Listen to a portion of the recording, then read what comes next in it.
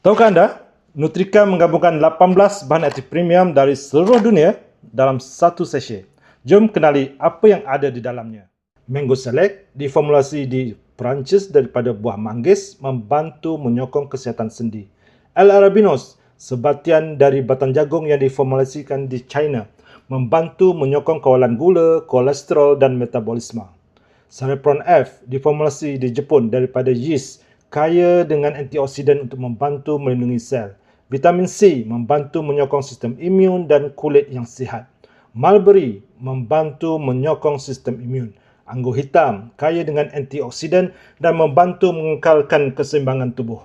Astaxanthin, antioksidan premium yang menyokong kesihatan mata dan kulit. Sakura membantu kulit kelihatan lebih sihat dan berseri. Collagen marine membantu mengekalkan keanjalan serta kelembapan kulit. HMB atau alfalfa membantu pemulihan otot dan menyokong kesihatan sendi. Cendawan susu harimau membantu menyokong kesihatan sistem pernafasan, hati, paru-paru dan kesihatan sel. Biji anggur membantu melindungi kulit daripada tekanan oksidatif.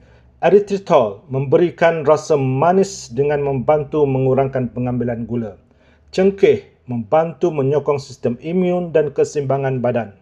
Buah peach membekalkan antioksidan untuk kesihatan kulit. Campuran beri membantu menyokong paras kolesterol yang sihat. Moringa membantu menyokong kawalan gula dan sistem imun. Dan akhir sekali, peria katak membantu menyokong keseimbangan gula serta kesihatan sel. Semua 18 bahan aktif ini bekerja secara sinergi dalam Nutrika untuk membantu menyokong kesihatan menyeluruh. Nak tahu kenapa ramai mula memilih Nutrika? Ikuti saya untuk video seterusnya.